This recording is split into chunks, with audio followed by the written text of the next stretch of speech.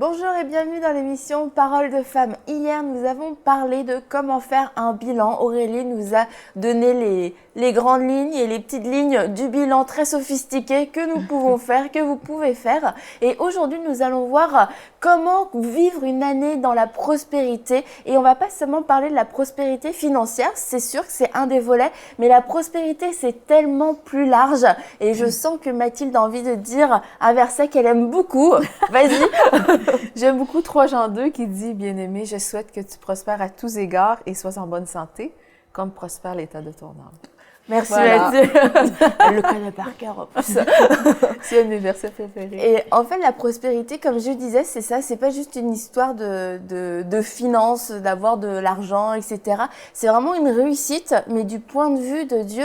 Et cette réussite-là, elle n'arrive pas par hasard, mais on doit y aspirer parce que c'est la volonté parfaite de Dieu. Alors Aurélie, est-ce que tu as des conseils pour nous pour vivre ce succès de Dieu? Oui, bien sûr. J'ai une petite palette de conseils qu'on pourrait donner. Est-ce que c'est aussi compliqué que ton bilan? Non, c'est Ok. super simple. Déjà, il faut savoir c'est quoi la prospérité. La prospérité n'arrive pas par un claquement de doigts. Ce serait vraiment trop simple. La prospérité, en fait, moi, comment je la définis concrètement, Jérémie 29, au verset 11, nous dit « Je connais les projets que j'ai formés sur vous, projets de paix et non de malheur, afin de vous donner de l'avenir et de l'espérance. » Quand on dit « et non de malheur », en fait, c'est des projets de bonheur, c'est des projets de prospérité que Dieu a formés sur nous. Donc, du coup, la prospérité, c'est tout simplement reconnaître ces projets-là, reconnaître là où Dieu nous veut et choisir d'obéir, d'aller dans cette voie, parce que à coup sûr, si c'est Dieu qui a tracé un chemin, qui a tracé une voie pour nous, à coup sûr, si on emprunte ce chemin, on est dans le bon, on est dans la prospérité à tous égards. Donc déjà, la prospérité commence par là. Et le point important, c'est obéir. Obéir à cet appel, à l'appel de Dieu et décider vraiment d'y aller en posant des actes concrets, des actes de foi. Ça peut être dans tous les domaines, hein, c'est pas en semant, on va dire. On peut semer de notre temps, on peut semer de notre argent, on peut semer par rapport au domaine dans lequel Dieu nous appelle, on peut semer différentes choses, pourvu que ça cadre avec l'appel de Dieu, que ça cadre avec ce qu'il veut pour nos vies. Et la prospérité implique aussi de travailler, d'éliminer toutes les excuses, parce que généralement, on a tendance à dire « Ah non, j'ai pas de temps, j'ai pas assez d'argent, je manque de moyens. Mais il faut comprendre que chaque sacrifice apporte toujours plus d'impact, apporte plus de puissance et ça permet d'avancer et d'aller plus loin dans notre vie. Donc, Annabelle, la prospérité, ça passe par l'obéissance, ça passe par des semences, poser vraiment des actes concrets et éliminer toutes sortes d'excuses qu'on pourrait rencontrer. Parce qu'hier, en parlant du bilan, on a vu justement qu'on pouvait vivre des échecs et que ces échecs-là, ça pouvait être causé par le manque d'obéissance. Dieu a parlé et puis on ne l'a pas fait. Et après, on est là face à un échec. On se dit, bah mince, je comprends pas. Moi, ça va pas dans ma vie. Je tourne en rond depuis des années et des années. Mais en fait, c'est ça. Si sans obéissance, il y aura, et sans semence, il y aura pas de récolte. C'est comme quelquefois les étudiants qui veulent avoir leur diplôme et tout ça, mais sans travailler. On ne fournit pas de travail.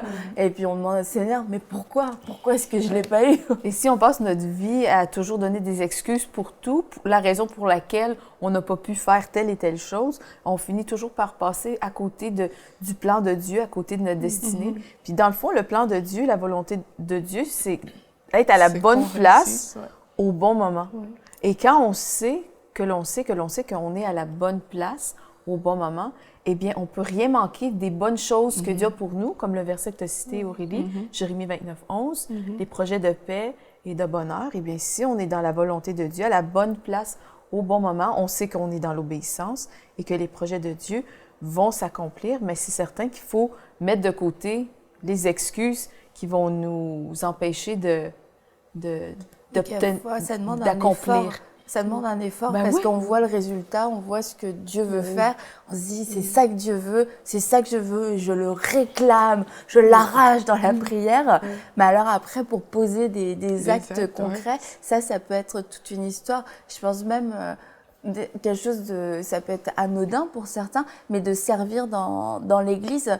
Je crois qu'il y a beaucoup de bénédictions qui sont rattachées au fait de servir et que des gens, Dieu leur parle et en fait, il se passe absolument rien dans leur vie parce qu'ils refusent de semer, ils refusent de lâcher cette semence-là. Et quand tu vois, on le comprend pour les plantes vertes, je ne sais pas si vous avez la main verte, moi j'essaye de l'avoir, c'est pas toujours une grande réussite, mais en tout cas, Quand même. quand même, un petit peu.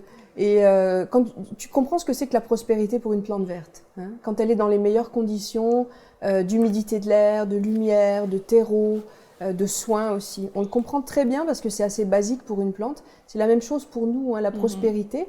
Ça va toucher à plein de domaines, ça va se manifester par plein de fruits, par plein de signes. Mais il faut se mettre dans les meilleures conditions. Exactement. Comme tu disais tout à l'heure, dans l'obéissance, il y a tout un tas de conditions et quand on constate que notre vie n'est pas prospère, il faut déjà diagnostiquer ce qui n'est pas prospère. Pourquoi on dit qu'elle n'est pas prospère? Pourquoi est-ce que ma vie tourne en rond? Pourquoi est-ce que je patine, hein? Pourquoi est-ce que je fais du surplace? Déjà faire un bon diagnostic et puis comprendre ce que c'est que la prospérité que Dieu veut pour nous. Et c'est comme ta plante verte qui va faire de magnifiques feuilles vertes, qui va faire des bourgeons, qui va pousser, qui va grandir. Concrètement, qu'est-ce que ça va être la prospérité pour toi dans ta vie? Exactement, parce que, comme on l'a dit tout à l'heure, notre prospérité réside vraiment dans le plan de Dieu, en fait. Et c'est savoir saisir ça. Moi, je pense que ça fait vraiment la différence. Et comme Annabelle disait, parfois Dieu nous appelle à servir juste dans une église. Moi, par exemple, je sais que j'ai servi à l'église quand à une époque, je cherchais du travail. Et j'ai servi à l'église dans le domaine dans lequel je voulais travailler. Et j'ai appris, c'est comme ça que j'ai eu l'expérience. Je n'avais pas forcément l'expérience de l'entreprise. Oui, j'ai fait des stages, mais ça a été un plus pour moi parce que j'étais dans ce domaine et je savais que voilà, il faut que j'aille là-dedans parce que je sentais que Dieu pouvait m'utiliser dans ce domaine. Donc, c'est vraiment de comprendre que la prospérité, c'est pas juste ce que le monde peut nous présenter comme étant la prospérité. C'est vraiment qu'est-ce que Dieu veut pour ma vie, dans quelle voie, même pour la saison, hein, quand on dit la vie, on peut penser que c'est quelque chose de trop loin, mais pour cette saison, qu'est-ce que Dieu veut que je fasse? Comme Mathilde a dit, est-ce que je suis au bon endroit et au bon moment? Et vraiment éliminer les excuses, parce que, comme je dis, tout grand impact, ça passe par des sacrifices, ça passe par des actes qu'on a posés. On ne peut pas juste croiser les bras et se dire, OK, la prospérité arrive, ou on a beau proclamer la parole, on a beau le dire, mais si on ne pose pas des actes contraires, eh bien, la prospérité ne va pas arriver. Et ceux qui vivent, La prospérité, c'est pas quelque chose à laquelle on aspire, c'est quelque chose qu'on vit. Hein, je l'ai déjà dit dans une émission précédente, mais une vie réussie, c'est une succession de journées réussies. Puis une journée réussie, c'est une succession d'heures réussies. Et souvent, on a une conception de la réussite, de la prospérité qui est à devenir. Sauf qu'il faut qu'on change ce point de vue-là et dire non, c'est aujourd'hui. C'est aujourd'hui que je vais me mettre dans les conditions idéales pour que Dieu fasse prospérer ma vie. C'est ça. Et il n'y a jamais personne qui a atteint la réussite et la prospérité et toutes les grandes choses dans la vie en procrastinant, mais bien plutôt en fait, c'est qu'il y a la loi des semences et des récoltes qui existe depuis la création. C'est une chose infaillible dans le système de Dieu qui se transpose dans toutes sortes de domaines. Si on regarde le fermier, le fermier plante, s'il procrastine, qui dit demain je vais arroser, s'il ne pleut pas, demain je vais arroser, demain je vais aller enlever les mauvaises herbes, ou un autre jour, il n'y aura pas la récolte qui s'attendait. Donc, ça va demander de la constance et de la... Et ça demande aussi de la foi, de savoir que je souhaite que tu prospères à tous égards. Je pense déjà, il y a des gens, pour eux, c'est difficile de concevoir qu'il y a vraiment un avenir qui est éclatant, qui est formidable pour eux. Et quand tu parlais de la plante verte, de se dire, moi, je suis cette plante et je suis appelée à grandir, à porter du fruit. Et ça demande de la foi aussi de nous voir nous-mêmes dans cette position-là. Mais j'aime beaucoup l'image de la plante, Anne, et ça me fait beaucoup penser au psaume 1 qui dit que l'arbre planté près des courants d'eau porte toujours, a toujours le feuillage vert. Et ça, au début de ma vie chrétienne, j'ai vraiment saisi l'image, mais ce que ça représentait pour moi, pour ma vie. Et ça, c'est pour tout le monde. Quand on est prêt, quand on est toujours ressourcé aux eaux vives, ben on va porter du fruit et on va toujours être vert et on va avoir l'air en santé, on va avoir l'air bien portant. Et Dieu veut qu'on soit connecté à la source d'eau vive pour avoir la foi pour tout, pour avoir la prospérité. Bien, c'est certain, il faut croire dans les promesses. Dieu nous a laissé plein de magnifiques promesses dans sa parole. Et puis, Dieu veut qu'on soit prospère, qu'on ait des bonnes relations avec notre famille, que ça aille bien à tous égards. C'est ça, ça veut dire? À tous égards, que notre couple soit bien portant, qu'on ait un foyer heureux, que ça se passe bien à notre travail, et qu'on soit dans la foi pour tout, dans le fond. C'est pas juste pour les choses spirituelles, mais Dieu veut qu'on transpose notre foi, qu'on ait la foi vraiment pour voir toutes ces bénédictions s'accomplir dans notre vie. Quand il parle du shalom, il parle de sa paix, c'est rien de manquant, rien de brisé, mais ça, c'est en tout point de vue, en toute chose. Et il faut être déterminé qu'on va voir les choses, les plans de Dieu s'accomplir dans notre vie. Et quand on dit, oui, je vais poursuivre tes promesses, je vais poursuivre ta volonté, je vais te poursuivre, toi, Sarah, bien, que ton oui soit oui et que ton non soit non. Mais si je dis oui, eh bien, je vais y aller, je vais courir. Moi, je dis souvent, je compare la vie chrétienne à un marathon, dans le sens que on court. Paul l'a fait avant toi. Exactement. Et j'aime tellement ce verset dans Philippiens 3. Ce n'est pas que j'ai remporté le prix ou que j'ai déjà atteint la perfection, mais je cours pour tâcher de le saisir, puisque moi aussi j'ai été saisie par Jésus-Christ. Et frère, je ne pense pas l'avoir saisi, mais je fais une chose, oubliant ce qui est en arrière, me portant vers ce qui est en avant. Je cours vers le but pour remporter le prix de la victoire, de la vocation céleste, la vocation céleste de Dieu en Jésus-Christ. Et quand on est déterminé, ben c'est certain que ça va demander de la constance de notre part. Et ça, je pense qu'on peut le trouver dans la présence de Dieu. Quand on est planté près du courant d'eau, quand on est connecté à la source, l'Esprit de Dieu, si on prend une décision que le Saint-Esprit nous a demandé de prendre, ben Dieu va nous donner tout ce dont on a besoin pour réussir, pour vivre la prospérité. Et puis, ben c'est certain qu'il faut renouveler notre intelligence, être prêt à vivre des changements. Oui. Bon, parce que si on est une personne qui a l'habitude de procrastiner, peut-être que ça va demander plus d'efforts. Si je décide de retourner à la salle de sport, au gym, et ben peut-être qu'au début, je vais avoir mal aux muscles. Et peut-être que ça va me demander un effort pour me lever, à me lever chaque matin et dire, ben là, j'y vais à 7 heures tous les matins. Ben, au début, on a mal aux muscles. Au début, c'est difficile. On doit faire mourir la chair pour se lever, pour sortir du lit. Ben, c'est la même chose pour notre vie spirituelle. Et même si, en fait, tu prends l'exemple du sport, l'année dernière, on s'est dit, 1er janvier, allez, je reprends le sport tous les jours, 7 heures. Et puis bon, finalement, ça a été un échec.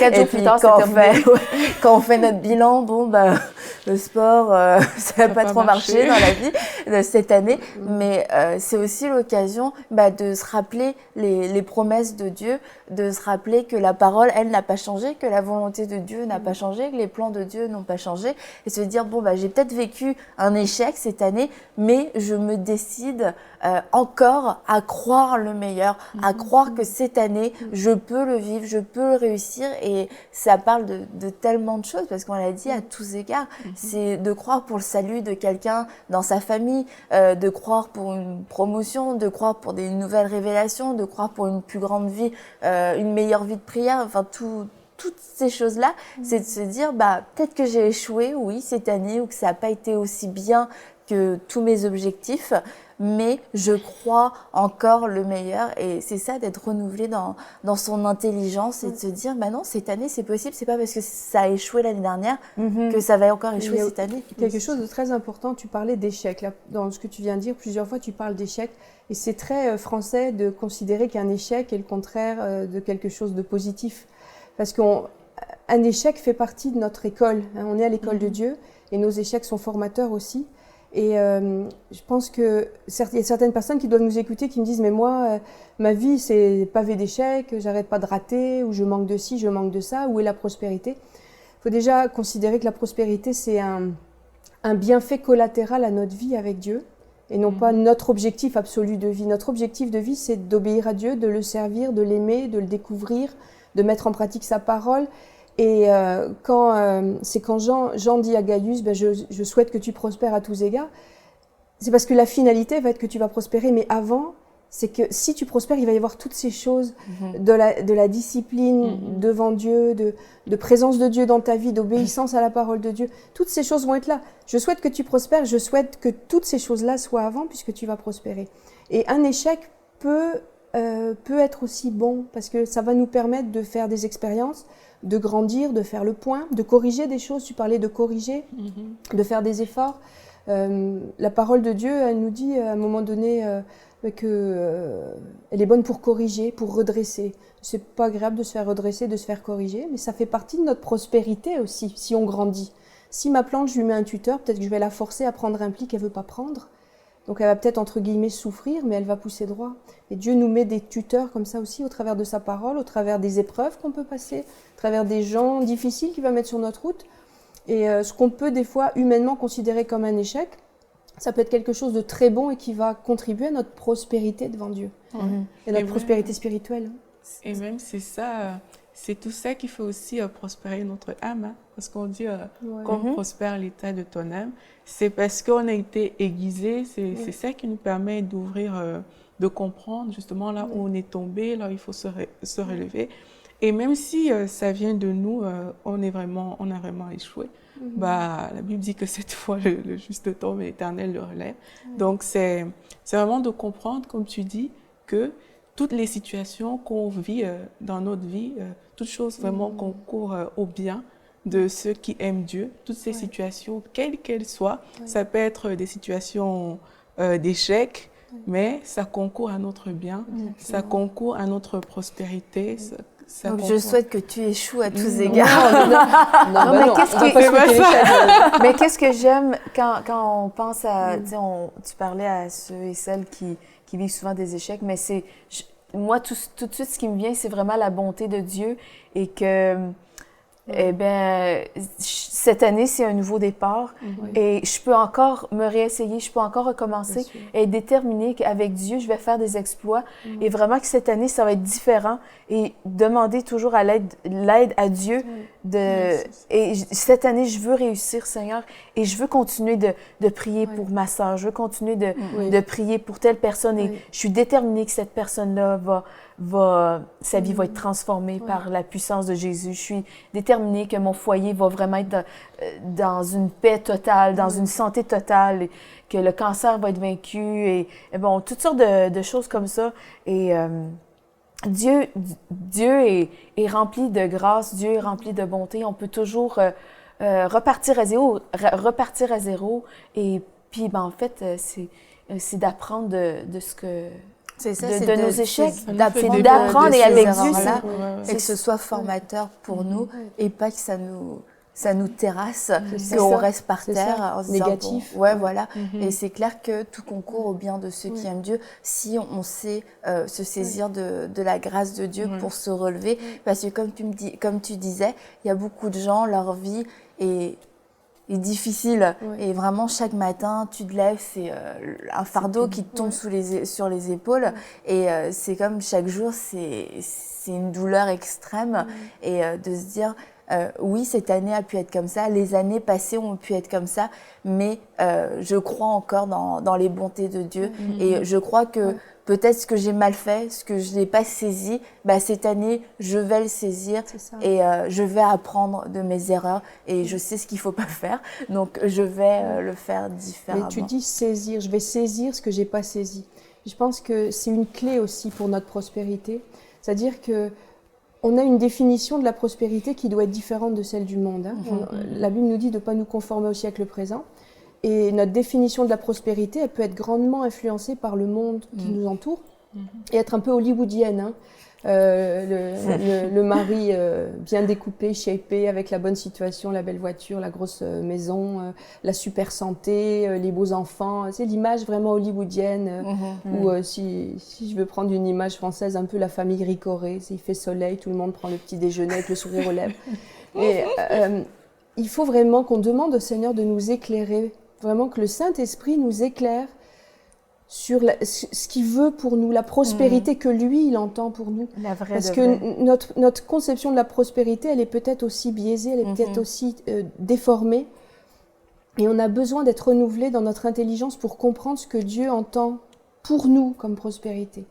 Puis j'ai le psaume 92, 13 que j'aime bien. « Les justes croissent comme le palmier, ils s'élèvent comme le cèdre du Liban, plantés dans la maison de l'Éternel, ils prospèrent dans les parvis de notre Dieu, ils portent encore des fruits dans leur vieillesse. Ils prospèrent dans les parvis de notre Dieu. » La prospérité pour le chrétien, c'est de prospérer dans les parvis de notre Dieu. Effectivement, ça va avoir plein de répercussions humaines sur des portes qui vont s'ouvrir, une paix dans la famille, aussi des bénédictions aussi financières, des bénédictions au niveau de notre santé. Mais le cœur de notre prospérité, c'est d'être planté dans la maison de l'Éternel et prospérer dans les parvis de notre Dieu. Puis cette image du cèdre du Liban, elle me marque parce que le cèdre du Liban, à mon avis, c'est un des plus beaux arbres de toute la création. Il est beau, il est équilibré, il est majestueux, il est fort. On l'imagine vraiment solide dans les tempêtes. Il peut vivre plusieurs centaines d'années. C'est une image qui est formidable, ce cèdre du Liban. Et on doit être comme ce cèdre du Liban, planté dans la maison de l'Éternel. Tout à l'heure, tu parlais de 3 Jean 1, 2, et j'aimerais bien lire la suite du verset, parce que tu as juste dit le début qui est magnifique et qui est un encouragement pour nous. Donc, bien aimé, c'est Jean qui parle à Gaius, je souhaite que tu prospères à tous égards et sois en bonne santé comme prospère l'état de ton âme. J'ai été fort réjoui lorsque des frères sont arrivés et ont rendu témoignage de la vérité qui est en toi, de la manière dont tu marches dans la vérité. Et je n'ai pas de plus grande joie que d'apprendre que mes enfants marchent dans la vérité. Et je pense qu'on peut donner ce matin comme définition de la prospérité selon Dieu, les enfants qui marchent dans la vérité.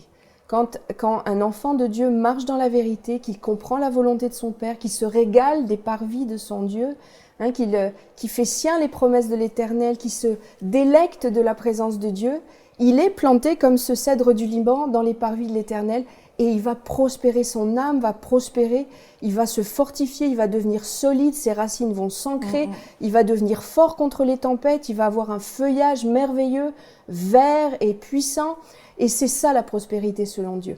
Donc il faut vraiment peut-être on replace devant Dieu notre notion de la prospérité et qu'on ait l'image que Dieu a de la prospérité.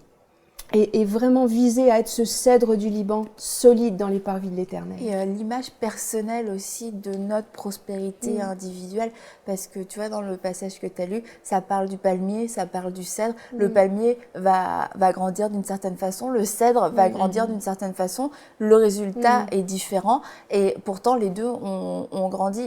On le dit souvent dans cette émission, et puis je crois que c'est important de le rappeler encore aujourd'hui, c'est que on a toutes, juste nous 4, notre prospérité va être différente. Elle va se différencier les unes des autres parce que on a des destinées différentes. Parce que Anne, toi, tu es un cèdre, puisque tu l'aimes tant. Et moi, je suis le palmier. Mais c'est important aussi de savoir ce que Dieu veut, comme tu l'as dit, comme vous l'avez tout dit, personnellement pour nous, parce que sinon, on va passer à côté simplement de de cette recherche de Dieu pour qui il est. Et puis, ce qu'on va rechercher, c'est de ressembler à quelqu'un, de ressembler à la réussite de quelqu'un d'autre. Et puis, comme tu as dit, c'est vraiment ça, notre prospérité, notre plus grande richesse, de toute manière, c'est le Seigneur, c'est d'être dans sa présence, c'est de marcher dans la vérité, de marcher dans la lumière. Et ça, c'est clair, il n'y a personne qui peut nous le voler, ni un manque de finances, ni un manque de quoi que ce soit, parce qu'en lui, on a tout. En lui, on a déjà tout reçu. Et c'est clair que c'est vraiment important de replacer ça au premier plan, parce que sans ça, il n'y a rien. Le reste, ce serait que du vent, ce serait juste une réussite complètement éphémère qui n'est même pas approuvée, en tout cas dont la source n'est pas Dieu, parce qu'un tas de gens réussissent à la manière Récoré, et il n'y a pas besoin du Seigneur pour ça. Et c'est sûr qu'on a besoin d'aller vraiment puiser à la source. Quand tu parlais, ça m'a vraiment frappé, tu parlais du cèdre du Liban, du palmier. Puis je me souviens d'avoir entendu au sujet du palmier, et ça je le dis pour les gens qui vivent épreuve sur épreuve, difficulté sur difficulté, et qui se disent quel moment va venir ma prospérité. Le palmier, j'ai entendu dire, je ne l'ai pas vérifié, je ne suis pas botaniste, mais que pendant des années, il ne pousse pas en surface, mais ses racines se créent en sous-sol. Et qu'à un moment donné, les racines étant suffisantes, il va sortir de terre puissamment et s'élever. Et le cèdre du Liban, tu vas planter la petite graine et il va pousser tranquillement. Mais le palmier, il va passer des années à faire d'abord ses racines avant de sortir de terre. Et je pense que ceux qui passent par des épreuves continuelles, des difficultés continuelles, qui prennent ça comme une parole d'espérance aujourd'hui, peut-être qu'ils sont comme ce palmier qui est en train de se faire de grosses racines solides et puissantes en sous-sol, et que va venir un jour où ils vont vraiment sortir de terre et s'élever avec puissance et solidité. Donc, prenez espoir, si vous êtes un palmier, à un moment donné, vos racines vont être suffisamment profondes, vous allez sortir de terre. Amen. Wow. Merci beaucoup à vous toutes. Vous avez compris, Dieu veut que nous prospérions à tous égards, et cette prospérité n'a rien à voir avec l'image que le monde peut nous donner de la réussite. Notre plus grand bonheur, notre plus grande joie, notre source de réjouissance de tous les jours doit être le Seigneur, et de pouvoir être planté dans sa maison, de pouvoir porter du fruit, de pouvoir lui être agréable. Et je voudrais juste terminer cette émission en vous disant aussi qu'un des ennemis pour vivre cette prospérité et vivre tout simplement cette communion avec Dieu, c'est le péché. Et si vous êtes lié par le péché, si vous avez vécu dans le péché, s'il y a ces choses encore qui vous retiennent dans votre vie, on veut s'unir avec vous et déclarer que vous êtes libre dans le nom de Jésus, que cette année ne commencera pas alors que vous êtes encore dans les ténèbres, que cette année est une année de lumière, une année de délivrance.